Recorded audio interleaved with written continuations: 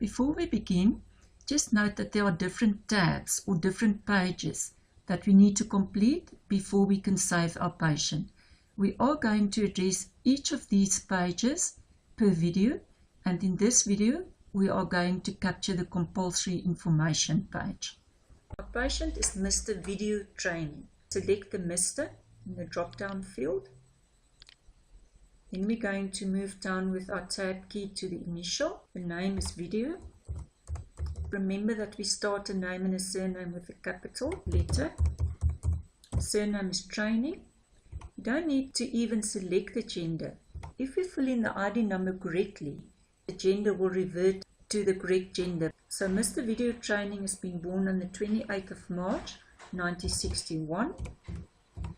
He's a male.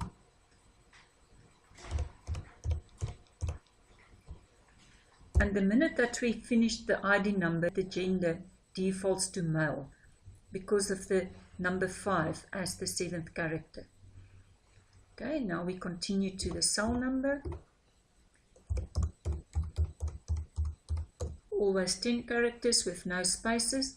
You can also complete the home and office numbers. If you want to send an email, you must just complete the email address. You might want to send a report or any information to the patient by email in future. So let's give him an email address.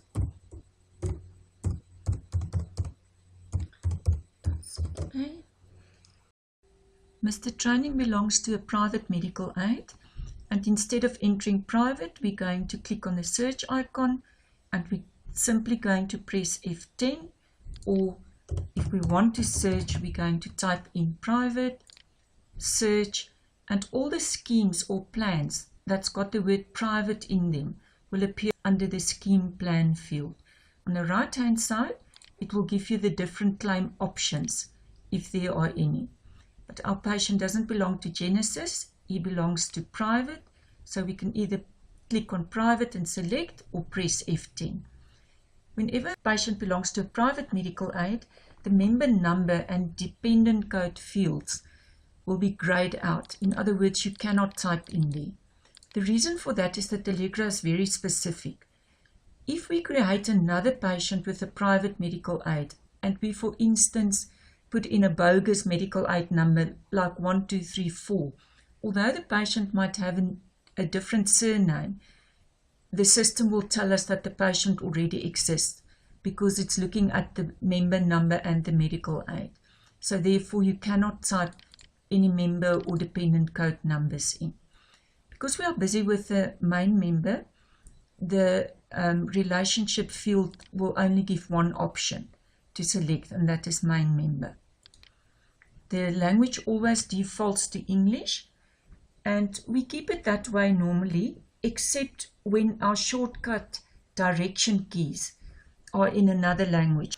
The status of a new member will always be active. If the patient gave consent that we could transfer his medical info to a third party, we select the data transfer consent box, and if he gave consent that we can communicate via email or SMS, we tick the email and SMS consent boxes. Before we move on to the next tab, we must just ensure that all the compulsory fields are completed. They are indicated with an asterisk. In our next video, we're going to move to the address tab.